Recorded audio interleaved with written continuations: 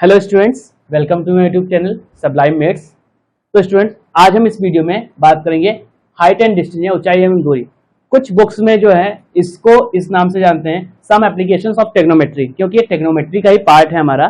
ठीक है, त्रिकोणमिति के कुछ अनुप्रयोग कुछ चैप्टर में इस नाम से आपको चैप्टर मिल जाएगा और कुछ बुक में आपको हाइट एंड डिस्टेंस के नाम से चैप्टर मिल जाएगा। ठीक है, तो आज हम इसी चैप्टर के बारे में बात करेंगे। ठीक है, तो क्या होता है हाइट एंड डिस्टेंस, या हम बात करें एप्लीकेशंस ऑफ ट्रिग्नोमेट्री। ठीक है, चलिए आपको समझाते हैं।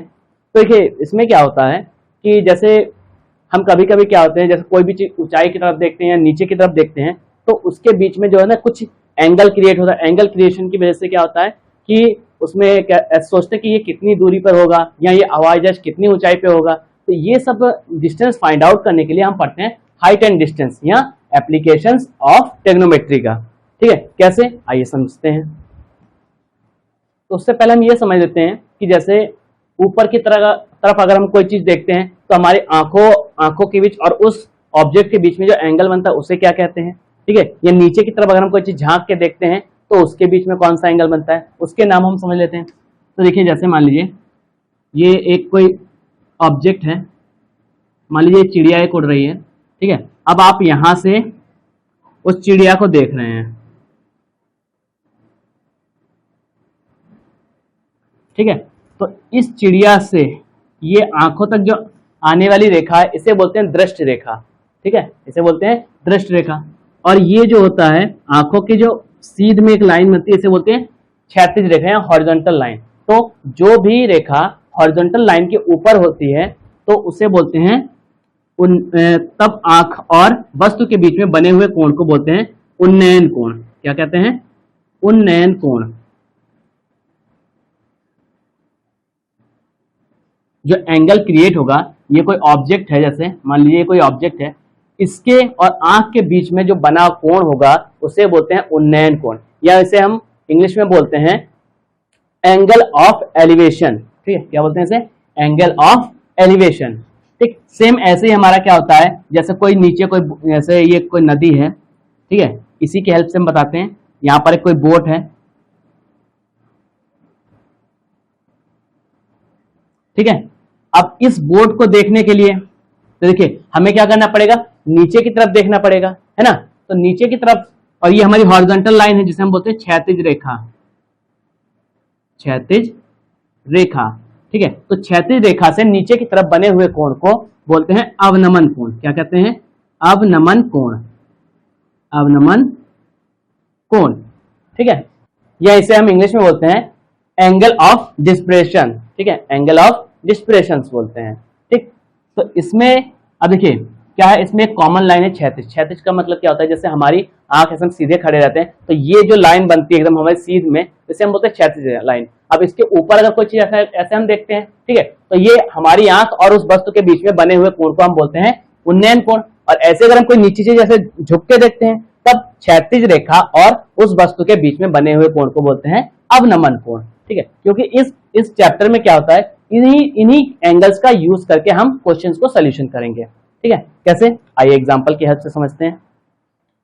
ठीक है, जैसे देखिए एक क्वेश्चन है, यहाँ पर कह रहा है किसी समय एक स्तंभ छाया की लंबाई उसकी लंबाई के √3 गुनी है, सूर्य का उन्नयन कोण ज्ञात कीजिए। ठीक है, तो देखिए इसमें कोई फिगर होगा तो डायग्राम तो ड्रॉ नहीं है, हम ड्रॉ कर लेंगे। ठीक, जैसे ये कोई स्तंभ है, देख लीजिए, मान लीजिए ये कोई स्तंभ है ना। अब क्योंकि यहां पर सूर्य है,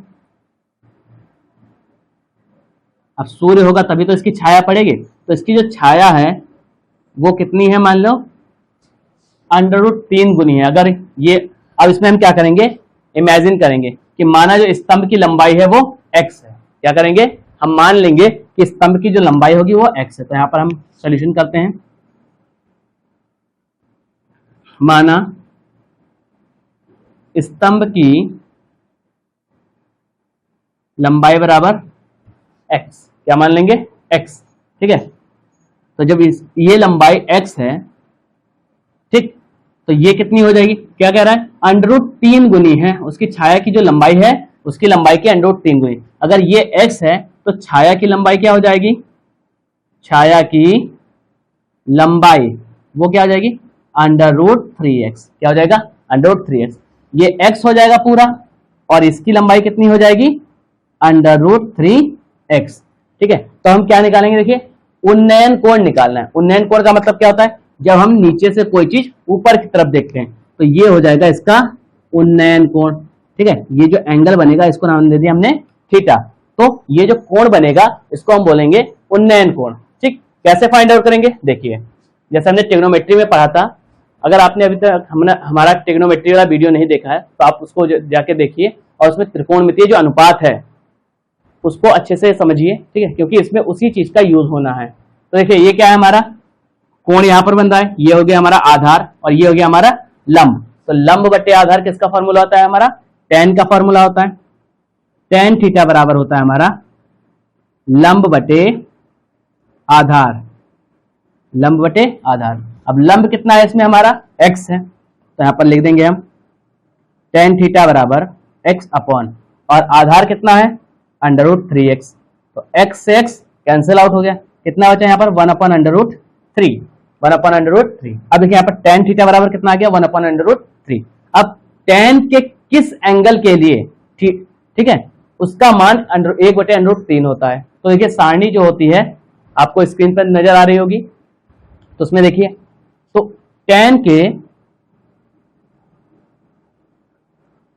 30 डिग्री के लिए जो होता है उसकी वैल्यू होती है 1/√3। ठीक है, 1/√3। तो थीटा की वैल्यू कितनी आ गई, थीटा की वैल्यू आ गई 30 डिग्री। कैसे आ गई, जब हम कंपैरिजन करेंगे तो देखिए tan यहाँ पर है, tan यहाँ पर है, सिंपल सेम है, तो ऐसा मान लेंगे ये कैंसिल आउट हो गया आपस में। तो थीटा की वैल्यू कितनी आ गई 30 डिग्री, कितनी आ गई 30 डिग्री। तो जो उन्नयन कोण है सूर्य और उसकी छाया के बीच का, वो कितना निकल के आ गया हमारा 30 डिग्री। कितना निकल के आ गया 30 डिग्री। ठीक है, ये इसका आंसर है। चलिए एक दो क्वेश्चन और समझते हैं। वीडियो को आगे कंटिन्यू करने से पहले अगर अभी तक आपने हमारे चैनल को सब्सक्राइब नहीं किया तो हमारे चैनल को सब्सक्राइब कर लें, और पड़ोस में दिख रहे बेल आइकन की घंटी को जरूर हिट कर लें, जिससे हमारे नए वीडियो की नोटिफिकेशन सबसे पहले आपको मिले। आप लोग हमारे चैनल का सपोर्ट करिए, आपके सपोर्ट से ही हम आगे बढ़ते हैं। अभी तक आपने हमारे वीडियो को अच्छा खासा प्यार दिया है, और भी ऐसे देते रहिए। चलिए आगे कुछ क्वेश्चन और सॉल्व करते हैं। इसमें देखिए क्वेश्चन है, यार एक मीनार की चोटी का उन्नयन कोण उस मीनार के आधार से क्षैतिज तल पर 40 मीटर की दूरी पर स्थित बिंदु से देखने पर 45 डिग्री है। मीनार की ऊंचाई ज्ञात कीजिए। तो क्या करेंगे हम, सबसे पहले देखिए इस टाइप के क्वेश्चन में क्या होता है, हाइट एंड डिस्टेंस के क्वेश्चन में आप सबसे पहले क्या कर लेंगे, एक डायग्राम ड्रॉ कर लेंगे। जब डायग्राम आपका ड्रॉ हो जाएगा तो उससे आपको क्वेश्चन का सोल्यूशन करना और इजिली हो जाएगा। ठीक, तो जैसे हम मान लेते हैं कि ये मीनार है,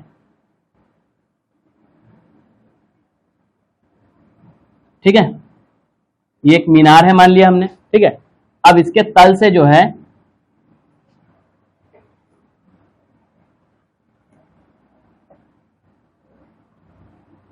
अब इसके तल से जो 40 मीटर की दूरी है, ठीक है, कितनी मीटर की दूरी है 40 मीटर की दूरी पर ये मान लिया एक कोई बिंदु है।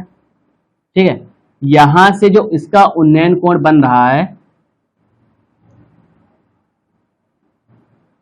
वो बन रहा है 45 डिग्री का। कितने डिग्री का बन रहा है 45 डिग्री का। ठीक, अब हमें क्या निकालनी है, ये जो मीनार है इसकी ऊंचाई निकालनी है, यानी यहां से यहां तक की इसकी ऊंचाई कितनी है वो निकालनी है। तो हमने इसको मान लिया h, मान लिया क्या मान लिया h। तो देखिए ये हो गया आपका लंब, ये हो गया आपका आधार, आपका थीटा एंगल दिया है।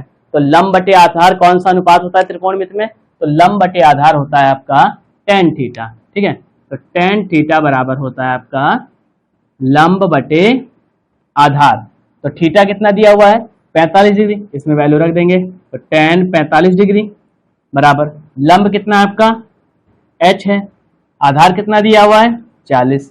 ठीक है, लंब कितना है h और आधार कितना दिया हुआ है 40। tan 45 डिग्री की वैल्यू कितनी होती है 1। तो यहाँ पर हम लिख देंगे 1 इक्वल टू h/40। अब h की वैल्यू निकाल लेंगे, तो h इक्वल टू 40 बन जा 40, कितना आ गया 40 मीटर।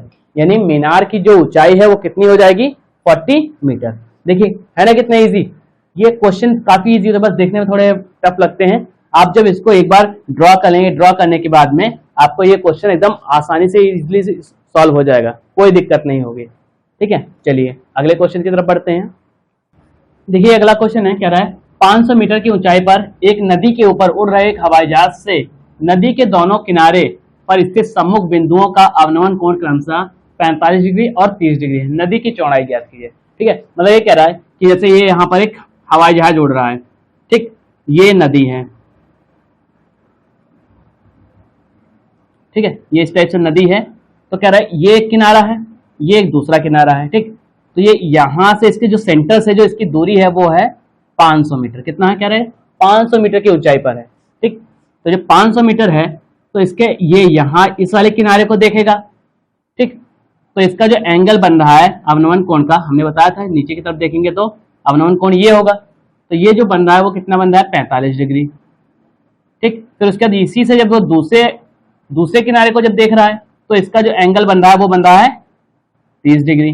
तब कह रहा है कि बताइए टोटल नदी की चौड़ाई कितनी है, ठीक है, इस टाइप से कह रहा है नदी की चौड़ाई कितनी है। तो इसको हम फिगर को थोड़ा सही से बना लेते हैं, ठीक है, तो इसमें नदी की चौड़ाई पूछ रहा है, तो इसका जो डायग्राम बनेगा कुछ इस टाइप से बनेगा।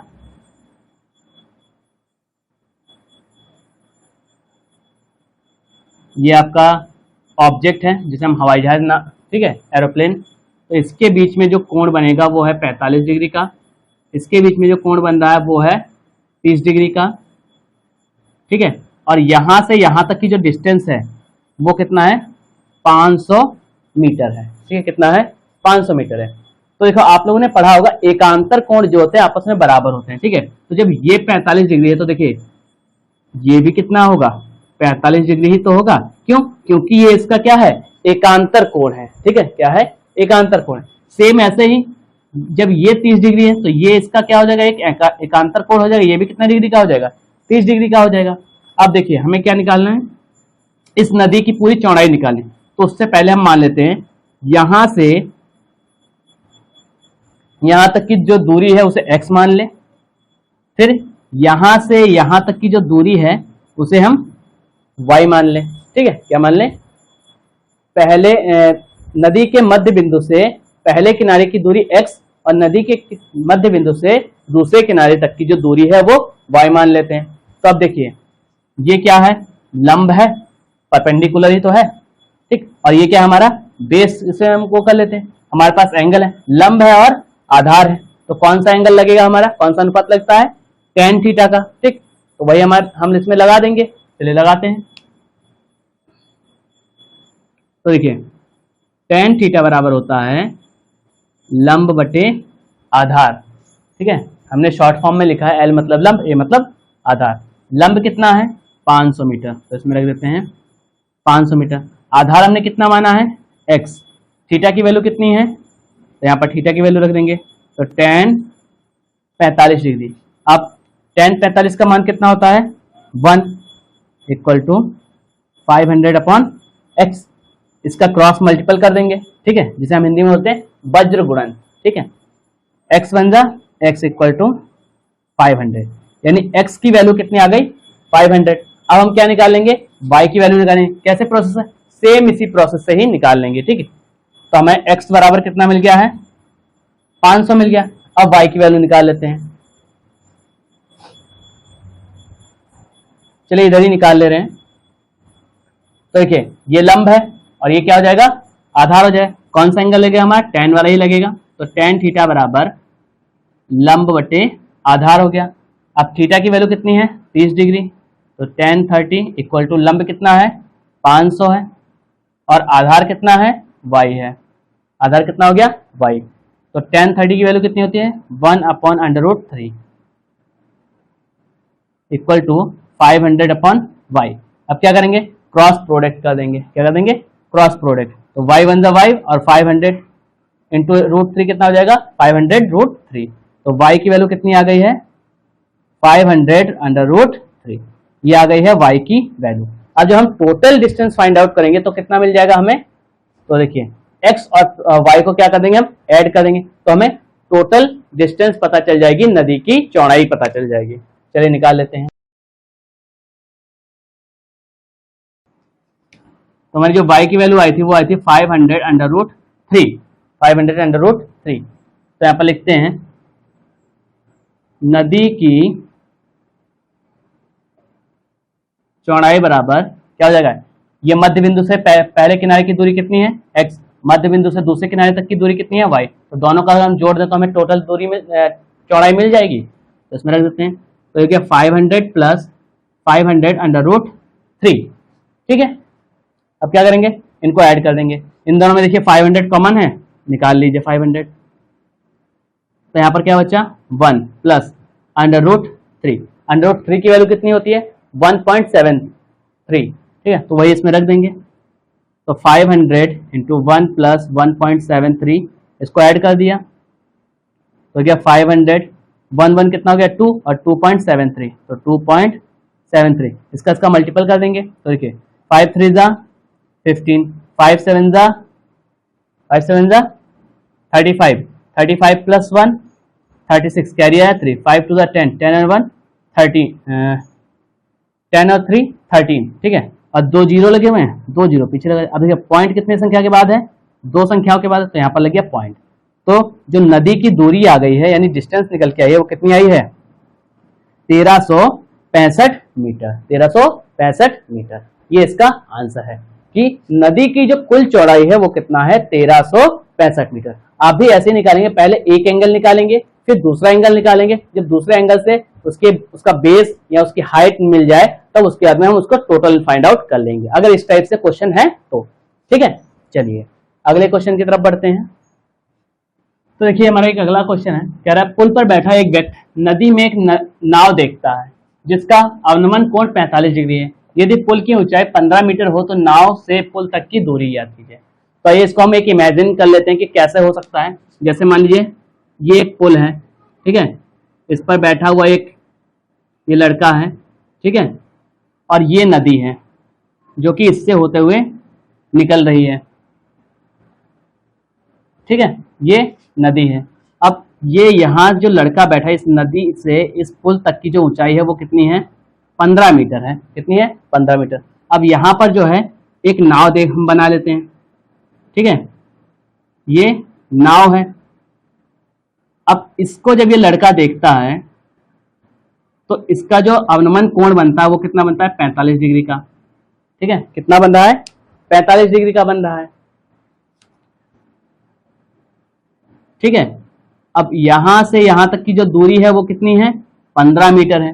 तो कह रहा है कि बता नाव से इस पुल तक की जो नीचे की जो दूरी है, अब यहां तक तो पहुंचेगा नहीं कि उड़ के यहां पर पहुंच जाए, ठीक है, तो ये इसके मतलब नीचे तक की दूरी कितनी होगी वो हमें ज्ञात करना है, ठीक है। तो ये तो एक हमारा रफली डायग्राम होगा। तो इसका अगर हम क्वेश्चन के डायग्राम अगर बनाना चाहे तो कैसे बनाएंगे, देखिए, तो हम मान लेते हैं कि ये लड़का बैठा हुआ है, ठीक, जो कि पुल पर बैठा हुआ है, वो पुल की ऊंचाई जो है 15 मीटर है, यहाँ पर नाव है, तो नाव से पुल पर बैठे व्यक्ति का जो अवनमन कोण बन रहा है वो बन रहा है 45 डिग्री। कितना बन रहा है 45 डिग्री।